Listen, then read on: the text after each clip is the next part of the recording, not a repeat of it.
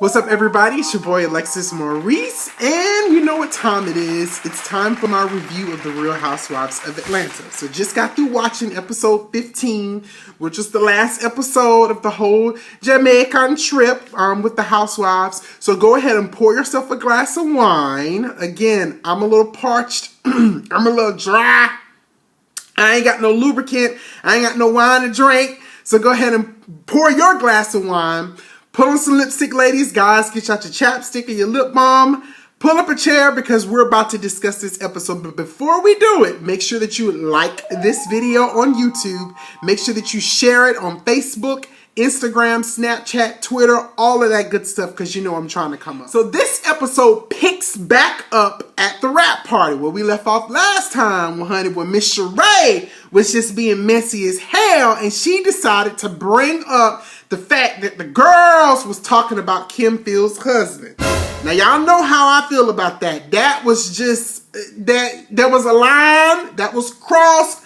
Like I told y'all before, you have to be really careful when you start talking about people's husbands and boyfriends and calling them gay. If you ain't got no facts, you better stop with all that insinuation and putting that out to the atmosphere, and that stuff ain't true.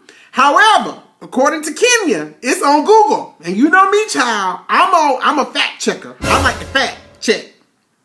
And when I went down to the Google and typed it in, King get wet line, but you know, Sheree said she was allergic to the BS. This conversation that y'all having with Kim, oh, your husband is so lovely. Oh, he's a Mr. Bojangles. He taps, he sings, he's an awesome father. He's a Christian. Sheree was like, achoo, my ass, y'all aligned. Then Sheree even went a step further to say that her, Phaedra, and Portia, see, we ain't see this on camera now, went further and actually Googled the husband, and that's when they confirmed all the stuff that Kenya was saying. Now, Kenya took it a step further, talking about, you know, y'all tax problems and all kind of stuff like that. Kenya, girl, you a mess. But I happen to be on Kenya's side with this one. All of those girls had all of the stuff to say. They laughed, they kikied and ha-ha, made the jokes, like I said, sent the verbs, the adjectives, the nouns, the pronouns, all of that stuff, the synonyms, antonyms about that girl husband.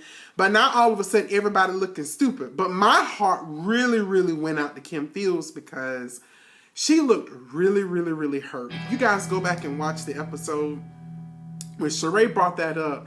Kim Fields, you can just look in her eyes and you can just see the hurt that, you know, the embarrassment that those girls, the situation that those girls put her in on national TV. You want to bring up some mess like this. I understand this is reality and, you know, we're supposed to be living our real lives, but it was just that line that all of them crossed, that was just too much for me. And Kim was like, okay. So apparently to me, it seemed like she knew about the stuff that they were saying, but at the same time, that just was not the platform, nor the place, nor the time to be discussing something like that. And then everybody want to be all quiet, like Kenya was the only one who participated in the conversation. But Kim Fields, girl, keep your head up. But then Nene, the queen of backpedaling, child, she decided that she wants to have a brunch with Kim Fields and Phaedra Parks, Esquire. Because Nene was feeling bad about her participation in the whole conversation. Like I said, once again, Nene is good with the backpedaling. But, you know, she basically told Kim Fields that when you're put in those situations and a girl crosses a line, you got to stand up, put the Bible down, girl, and read these bitches. Or whatever. Just like Phaedra said, you got to chop a rattlesnake off by the head. But and you guys were giving her some good advice. Learn to stand up for yourself. Speak up. Don't let people push over you. But I understand the feedback that they were trying to give her to try to help her be a better person. And don't let just people walk over you in these types of settings. But Kim Fields was like, I'm being true to myself. You guys handle you handle situations different. I choose to take the high road and walk off or end the conversation or not participate in the conversation gracefully. She's doing the Christian thing or whatever. Kim Fields went back and told her husband that, you know, the girls was talking about you, honey. They tried to say that you got a little sugar in your tank. Now, one thing I have observed, one thing I know for sure, if Kim Fields won't read, honey, Chris, he will read the hell out of these girls. He already told them, okay, well, y'all want to Google me. I must got y'all shook. But let's talk about all of these mug shots that all y'all bitches got across the internet or whatever. Let's talk about that. But Chris, I can't wait to see this reunion because these accusations, or let me finish the rest of the season first. But these accusations that these girls make, I know for a fact that he's going to come with receipts and he's going to read all their asses or whatever, of everybody who had something to say. All right, Candy and Todd. Girl, what's up with this restaurant? What's the status? What's the status of this restaurant in Atlanta? The OGs, honey. So Todd, back in Atlanta, Todd and Candy, they had a little, I want to say sip and see. It wasn't no damn sip and see. They had a little food tasting. They had a food tasting with the chef about, you know, proposed or potential items for the menu. And child, Aunt Bertha, you a mess. You remind me of some of my aunties so much, honey. But Aunt Bertha, you were so resistant. You was just so resistant to everything that got, I don't like it. I don't want you to marry. I don't like this and I don't like that. Aunt Bertha, quit playing, girl. You know you about to get on the bus. Get on the bus with Candy and Todd so you can get that check. Yes, you retired, girl, but ain't nobody gonna stop no little side hustle, okay? Go down to the restaurant, put some salt and pepper on them ribs, make your little barbecue sauce, cook some macaroni and cheese. If you ain't like them devil eggs, girl, what's the recipe for your devil eggs? Quit playing. Like, she was sitting there acting like she didn't want to be a part of this. Girl, Aunt Bertha, now we know you was going to be included in this. We know that you was going to include yourself in this whole restaurant thing. You'll be a fool to pass up on it. So back on the island, you got everyone decided to go to the little waterfall place, the little place in Jamaica. I want to go to Jamaica now, and I want to climb that little waterfall thing or whatever. They say it's a big tourist attraction there, but all of the ladies and their gentlemen, their ex-husbands and their husbands and their dates decided to go on up to the little waterfalls and climb the waterfalls. Then all of a sudden everybody gets mad at Kenya because her and Matt decided to go on ahead of everybody else. But just like Kenya said, if I was to go up this waterfall with these women, these bitches would let me drown based on the way that y'all act. Back the previous day with Kim Fields at the rap party, y'all left Kenya out there by herself like she was the only one having the conversation about Miss Chrissy. But everybody wanted to point the finger again at Kenya this. It was a disappointment that Kenya didn't do this. And I get it. It was a group exercise and she should have stayed down there with them, but she alienated herself because she didn't feel like being put up with y'all. If one of y'all would have failed or drowned, y'all would have found some way to blame Kenya or whatever, that the person failed or the person drowned. But then they went to the little place to get some original, authentic Jamaican jerk chicken. Child, that chicken looked so damn good on that sweet wood. It looked so good. But Counselor Nene, Dr. Nene, decided to get the ball rolling. Told Kim Fields to put her Bible down, honey. Go ahead and say your prayer because we about to go to war with Miss Kenya or whatever. But, you know, Kim Fields was like, I don't know what's going on. I would like the opportunity to move forward with you or whatever. But one thing you're not going to do, Kenya, you are not going to disrespect or embarrass me and my family by bringing up stuff, crossing lines. It's just not going to happen. We can do this, but we're going to do this respectfully. And then Kenya goes and says, well, I'm at an impasse. I don't even feel like being bothered with your ass or whatever. You talking about disrespecting and move forward. I'm just not there with you right now. But I am proud of Kenya that she took ownership for her behavior and that she apologized to Kim Fields for invading her personal space when she pulled the chair out from her. That was real big of her.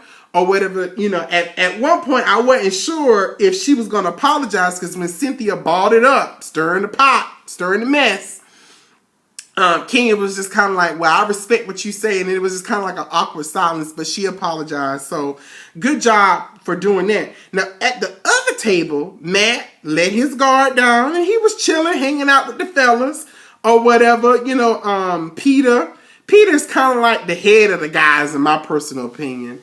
But, you know, Matt even told Peter that he loved Kenya. And I was looking at the screen like,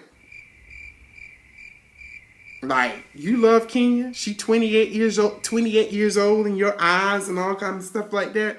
But back to Dr. Nene, okay? You know, Nene, in my head, I have a love-hate relationship with Nene. One minute I like her and the next minute I don't like her. But one thing I will always do is respect her, because from a business perspective and taking advantage of the platform that she has, Nene has really hustled and she's really made a name for herself. But it was kind of interesting to see Nene take the back seat, and instead of being the center of conflict, she is kind of like standing, you know, she took the back seat and she's trying to fix things. She's come in and she's trying to preach harmony, or, you know, get more unity amongst the group and things of that nature. So it was interesting seeing her in that role. Just knowing Nene, if I was Cynthia, I probably wouldn't have confided in Nene like I did about my issues that I'm having with another friend, Kenya, or whatever, a friend whose your relationship with her has kind of been topsy-turvy. I don't know if I would have did that, but it looks like it was good, because at the final dinner that they had, you know, they were, all of them were kind of able to talk, and kind of work things out. Once again, Kenya, to me, for the first time in like all of the housewives, she kind of let her guard down and was vulnerable. And she apologized to Cynthia for letting her down, not being there. You know, Cynthia vocalized how hurt she was, that she was boat pedaling in Mexico and Cuba or whatever, and she wasn't there to support her in that moment. And like I said in my previous video, I agree, Kenya, you should have put your big girl panties on and took up an assistant to Nene and Sheree and helped the girls with the makeup, the jewelry, the wardrobe, and all kind of stuff like that. But, you know, I felt that Kenya let us see a softer side of her in this season altogether, even with the issue with her mom and everything. But in that moment, her apologizing, accepting ownership for the things that she did wrong and not wanting to hurt Cynthia again. So, you know, Dr. Nene, you did a good job. You had to remind them bitches, though, don't bring me in this. All I'm trying to do is help this situation. And Nene ain't going nowhere. I might have been gone for a couple of weeks, a couple of months, maybe a year or so. But at the end of the day, in the beginning of the morning, Nene ain't going nowhere. Nene is going to be here, child. But one thing I really disliked during the whole final dinner thing was Phaedra and Portia. Now, Phaedra, you've always been a classy woman, very respectable and all kinds of stuff like that. I don't like you hanging around with Portia. Y'all are funny. You know, you give me good kikis and good giggles and ha-has and stuff. But I don't like you hanging around with Portia, because the whole time when Kenya was trying to have a sincere moment, y'all were making funny faces and rolling your eyes and stuff like that. And then you even made the comment that you didn't feel it was genuine, that she's a bad actress and all kinds of stuff like that. Me personally, I just kind of felt that she was being sincere. But y'all was sitting there hating. Just because you and Kenya and Portia haven't been able to mend fences like that, don't be throwing salt on nobody else's game that they're doing the same thing. That's just me. Y'all just look like real haters sitting on the sideline, rolling your eyes and doing all of that stuff while they was trying to mend fences. I just didn't like that. And I just feel that you hanging around with Portia's a child. She acts like a kid or whatever. And I just kind of feel you starting to act like a kid with her instead of being the stand-up woman that I know, or we have known you to be through television. Child, I be talking, I'm sitting here talking like I know these damn women, and I don't know these damn women from a can of paint. But that's all I got for this episode. Let me go ahead and let me watch the next episode, do the review, because I'm trying to catch up, y'all. Bye.